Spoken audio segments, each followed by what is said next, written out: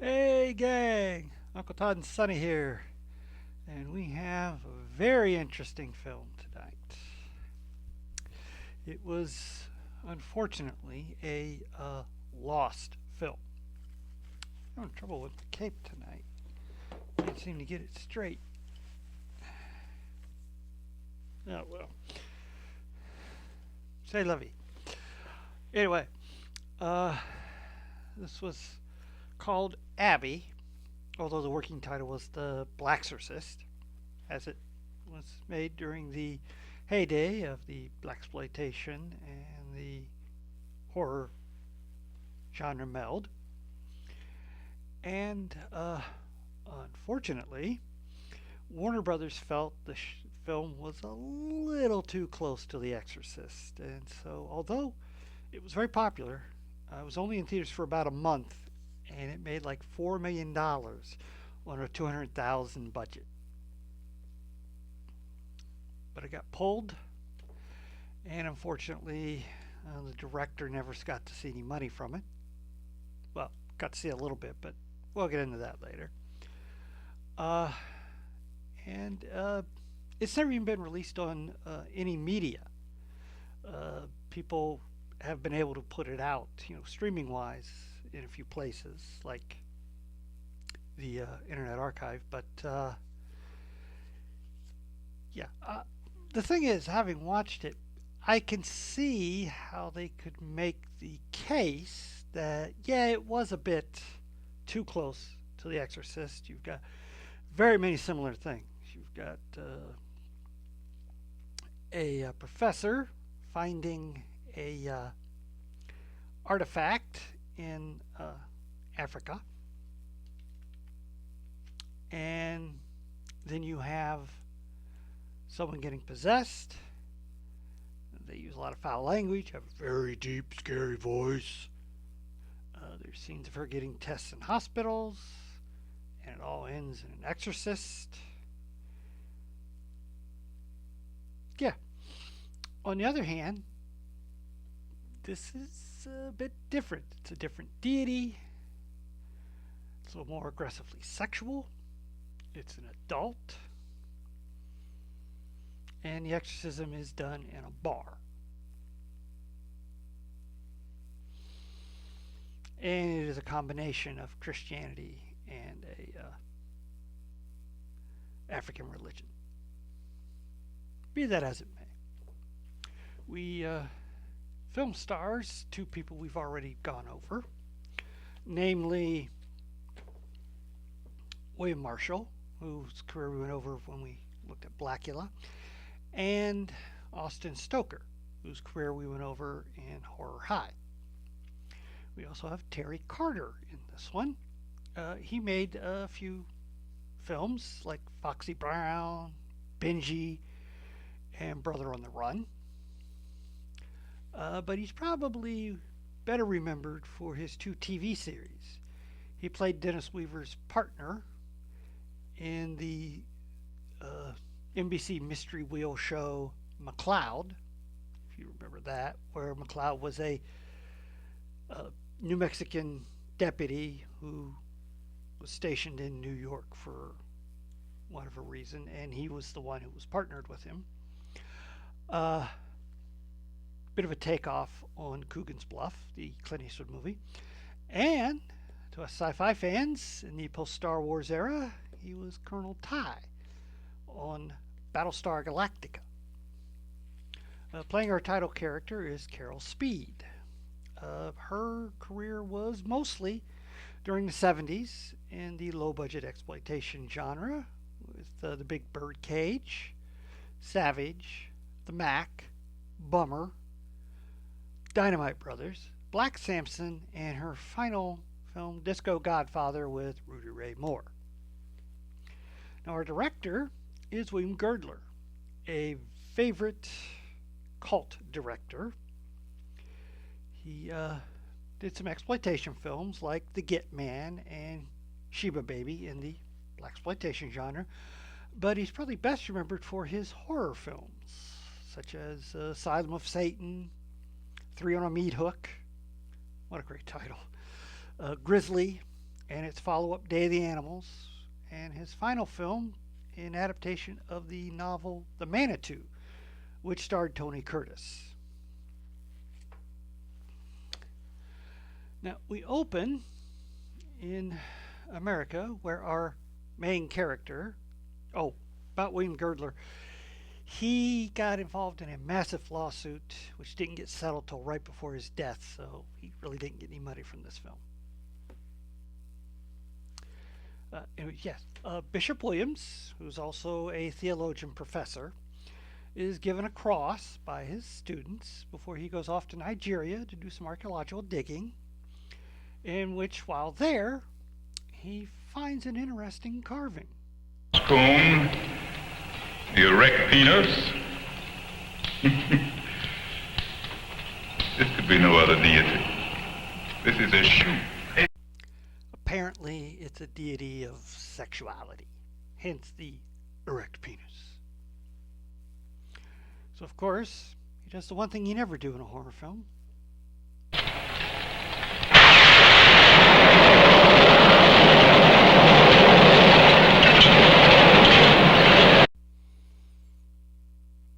Never open up something like that at an archaeological dig.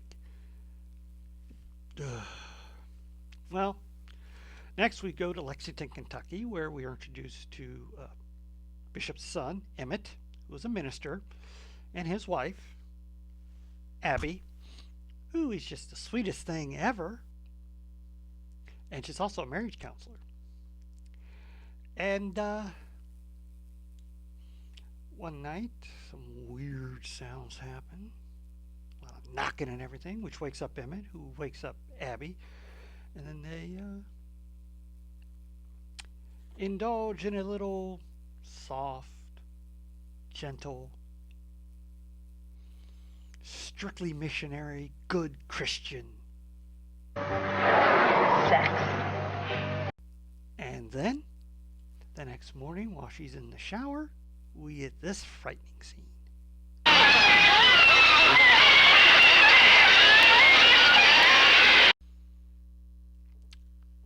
Ooh. I don't even want to know what that was. Well, she seems same as always. But strange stuff keeps happening. Such as when they have Abby's mother and her brother, Detective Potter. Potter?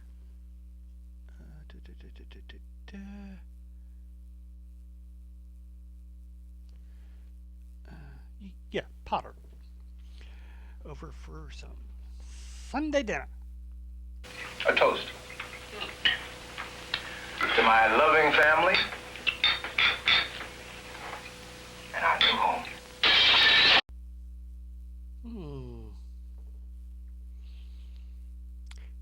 You don't think they've taken some inspiration from Amityville Horror, do you?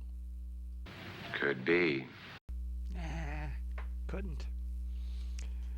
Book wasn't written until 77, so the film didn't come out till 79, and this was 74, so... Oh well. Next, while working in the church kitchen, Abby's cutting up chickens to be fried for the dinners that churches give. and she's getting real into the blood coming off the chicken. So much so she cuts a big swipe down her arm and then passes out. Well, this concerns the doctor who stitches up her arm. Reverend, has she been depressed lately? Acting peculiar? Anything? No, this was just an accident. Strange accident. That's right. Yeah, I agree with that. Anyways, next we go to church for Sunday service, where we hear the beautiful song, My Soul is a Witness, which was written as well as actually sung by Carol Speed herself. But then, after the song, when Emmett starts in on his sermon, Abby has a bit of an odd fit. The unexpected blessing of this new parsonage of our church will serve as an example to us all. Yeah, it gets kind of loud and disruptive, so that her mother, with the help of Russell, who is a member of the church and local undertaker as well, try to help her out of the pulpit to, see what might be causing her problems. You'll be all right. Come on now.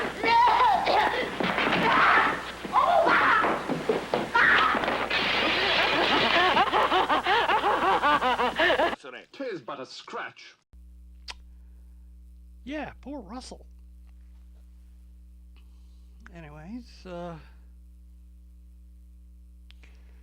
he goes and Emmett calls his father about Abby's strangeness, but since he can't really give a lot of details, just these odd things, and there's a bad connection, his father, it's like, well, maybe she's just overworked, she does a lot, she goes like 24/7, perhaps she just needs some rest. Emmett agrees, but when he goes upstairs, Abby knocks the crap out of him, laughing. So, he then goes to see his brother-in-law. Did Abby ever take drugs? Hey, wait a minute. That's my sister you're talking about. Are you serious? I'm shocked. Abby would be the last person in the world to mess with drugs. Yeah, she's a good woman. Want to see how she handles counseling now that she's been possessed? Help us to put away all pretense and face each other in deep trust without fear or self-pity. Let us be done with fault-finding. All men are not created equal. Better make sure what is got first. As a matter of fact, I'm gonna take old Long George upstairs. Holy Polaris! Ooh. Oh, it gets worse for Emmett when he gets her back to the house. I've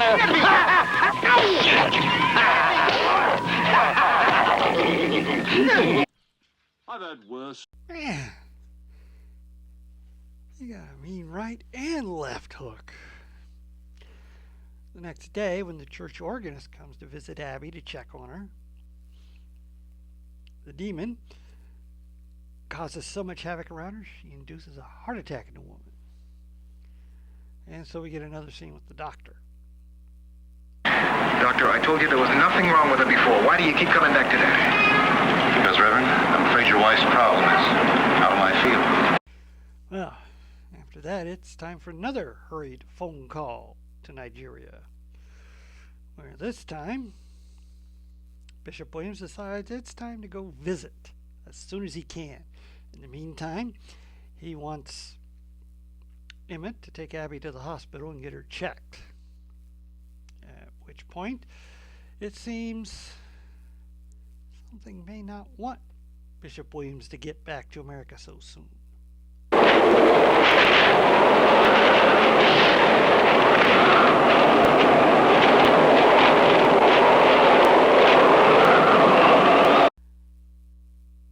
Well,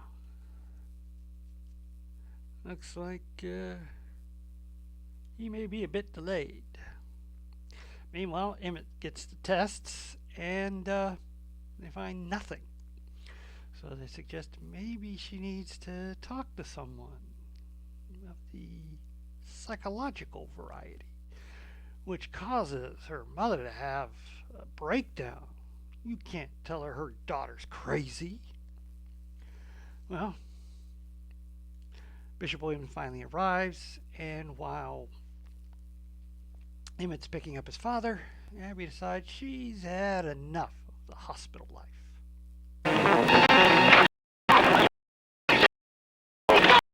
I'm going home, bitch. Garbage day! Huh? No! Okay, she obviously is not one to be messed with. Of course, when Emmett and his father get to the house, Abby's there. Surprises Emmett because, you don't just let someone go without paying their bill, and he wasn't there to pay it, the 70s. But she just wants to cozy up on the couch with her father-in-law. Such powerful arms, strong muscle. Abby. I bet your muscles are strong all over. No, that's enough! Okay. Good for you, Bishop. Well, he's come to realize that it may be Issue who is possessing his daughter-in-law. And he tries casting her out. I've had enough! Father! Hi, keeper. Just stay there! I'll let you know when I'm ready for you. And then I'm going to get your ass! Okay. Seems the bishop was targeted when he released Issue from the carving. And in order to punish him, he is targeting Abby first, basically destroying everyone around him before coming for him. Well, after another demonstration of power, in which, when, the wind stuff, she escapes in the family car, at which point Emmett runs out and forces the lady out of her car and steals it. Of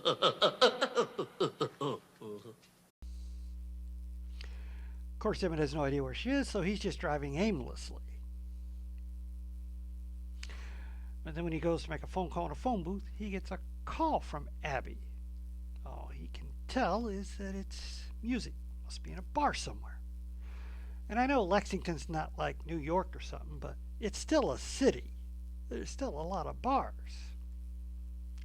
Meanwhile, Detective Potter has come when he saw that his brother-in-law has got an APB out for car theft. Well, he gets everyone to back down. He'll handle it. And he's not too sure about the story Bishop Williams is telling him, but he'll go along with it for now because Abby has been weird.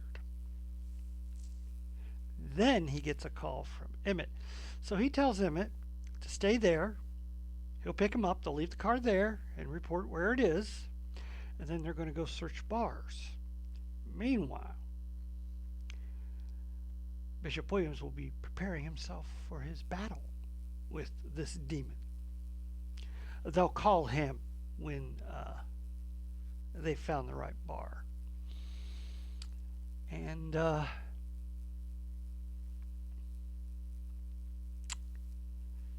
Abby, meanwhile, has spotted Russell and decides to pick him up. Now, Russell, being a nice guy, just wants to take her home, but she's got other ideas. Sex. I like it. Jesus. Don't you turn your head. No one can help you now. Oh, the humanity. Oh, poor Russell. Sexed to death.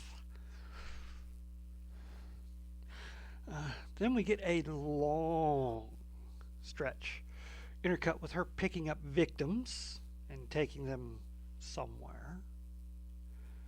And Emmett and Potter hitting different bars. So they finally find the one where she's at. She'll be coming back shortly. So they call Bishop Williams, and he's going to get over there right away. And then when Abby shows up, she's not exactly happy to see everybody. Right on. Come on, baby. Let's go.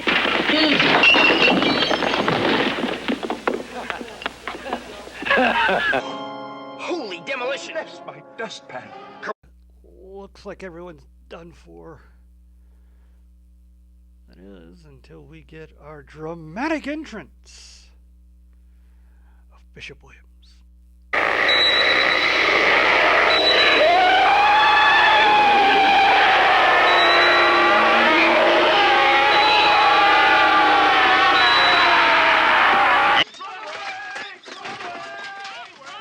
No, you will not escape. And Abby will survive.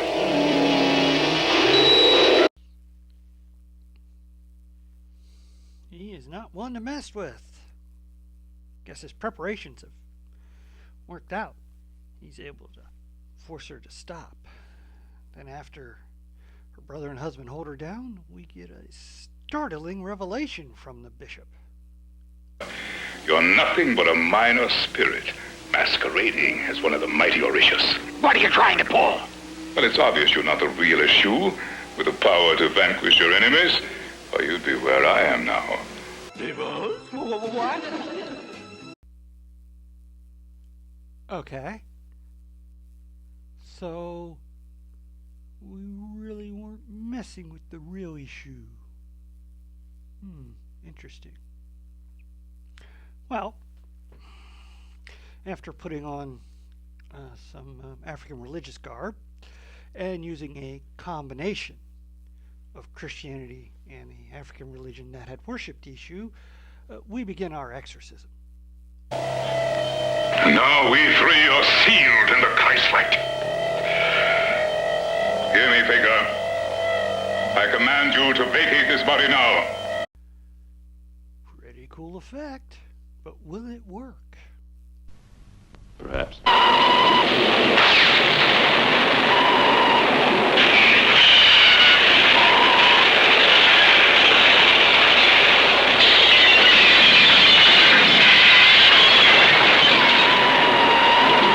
And there was much rejoicing. I think that's a resounding yes. She'll get better in time, but meanwhile, Bishop packs up everything, including the carving, and leaves. And then we cut to the airport, where we must be seeing Bishop Williams going back to Africa to return the carving to its rightful place. You children have a good vacation. We will.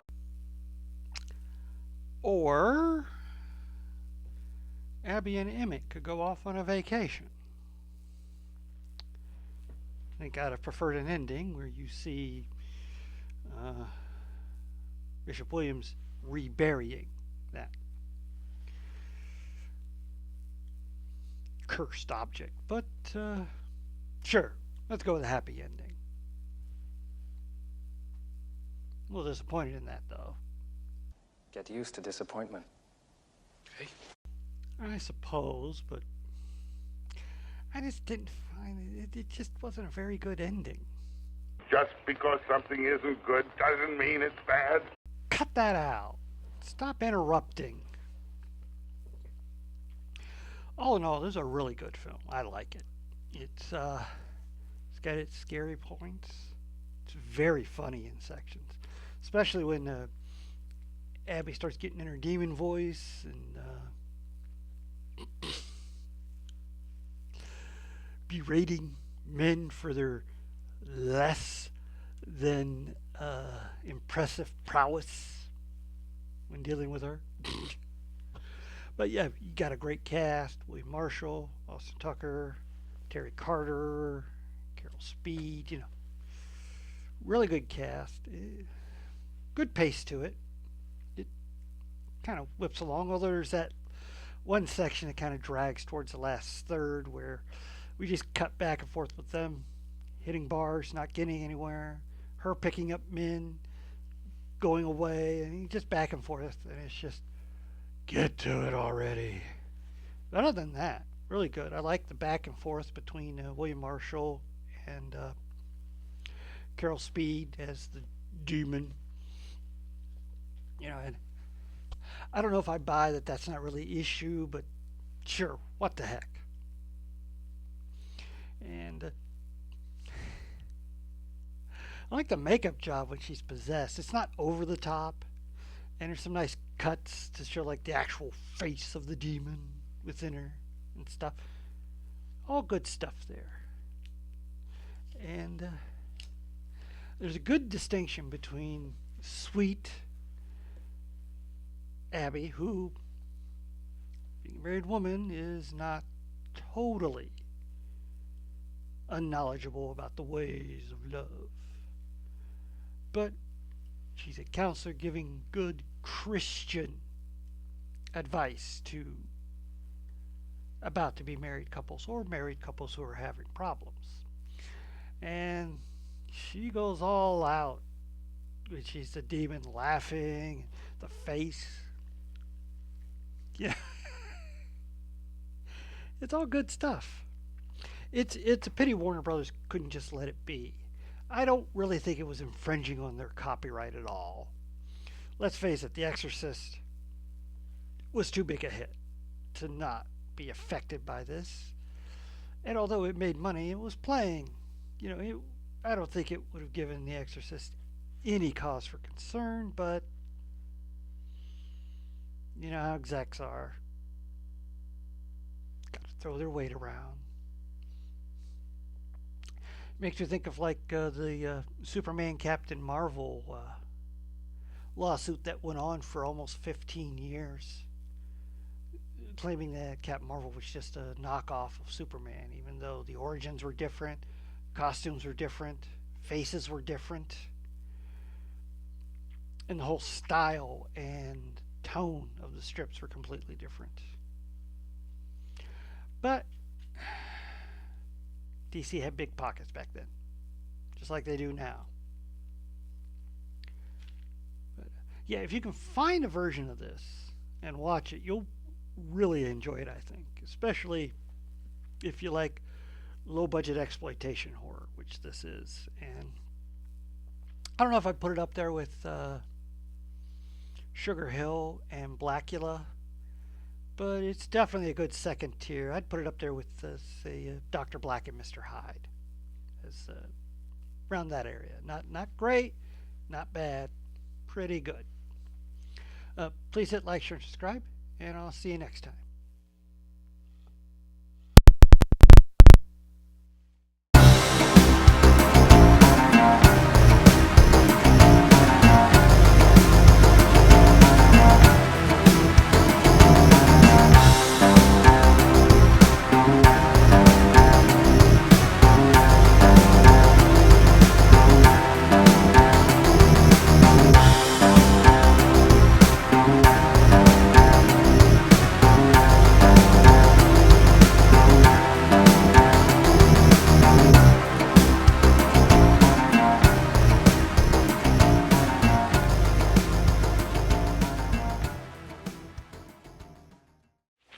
What do you think of my powers now? Not very much.